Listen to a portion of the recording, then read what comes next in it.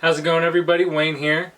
Today we're going to be adding 3 more games to the N64 library on our quest for all 296. Let's check them out.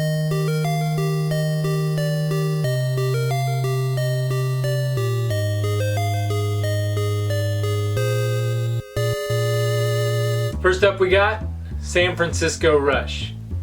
Now Rush has to be one of my top 5 favorite N64 games.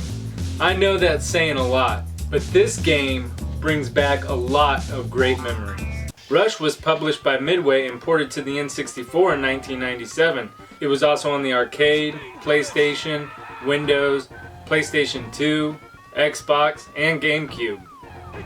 There were 3 different racing games that took up hours and hours of my life on the N64.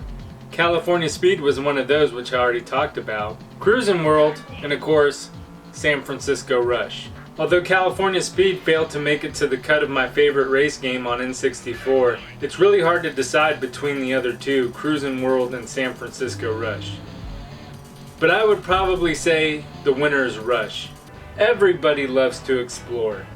Almost every race game has secrets, but Rush was loaded with them. There was a secret around almost every corner. On top of all the racing, Rush could be played in so many other ways. You could play tag with your friends. With the map you could see where the other player was hiding, but some of the secrets would be hard to get to. So if you didn't have the skill to make it to the secret spot, you couldn't tag them. We'd also have contests. Who could do the most flips without blowing up? You blew up, you lose. This was a racing game, but most of the time we weren't racing. We were playing it for reasons other than intended. No matter how many times you play this game, you still find new secrets every time you play it. If you collect for the N64 and you don't have Rush yet, this should be one of the next games on your list if you're a car fan. Then grab a friend and see who can ramp the highest or do the most flips.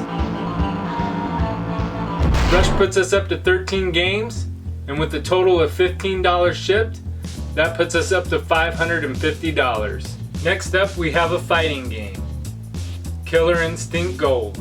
Released for the N64 in 1996, there was no lead time in this game. When you started up a round, it was game on. There are some die-hard fans of Killer Instinct Gold, while others were more fans of Mortal Kombat. I personally prefer Mortal Kombat. Killer Instinct Gold is pretty difficult in the beginning. You'll be destroyed trying to learn the combos to defeat opponents. However, it's pretty handy that they had this little card to teach you what the moves were. Killer Instinct Gold is game number 14, and at $35 shipped, that puts us at a total of $585. Next up, we have Donald Duck Going Quackers.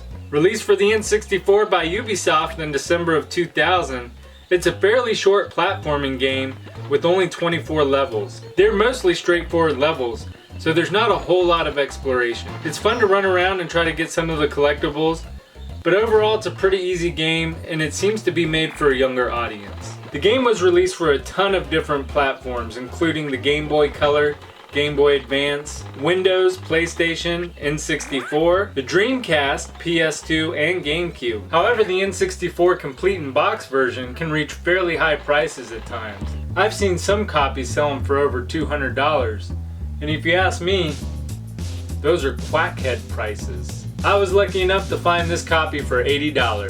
And at $80, that puts us up to a total of $665 for 15 complete in box N64 games, plus some boxes. So as I've had more time to research some of the games for N64, I can tell you which one has jumped in price the most.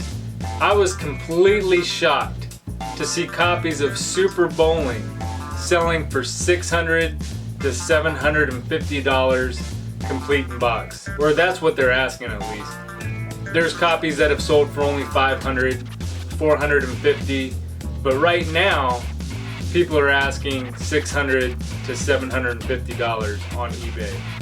And for the longest time that was a $250 to $350 complete in box game. So it's over doubled in value since the last time I completed the library. And too bad it can't be like the Japanese version of the game. This only cost me 500 yen, which is less than $5. But what you gonna do when people charging quackhead prices?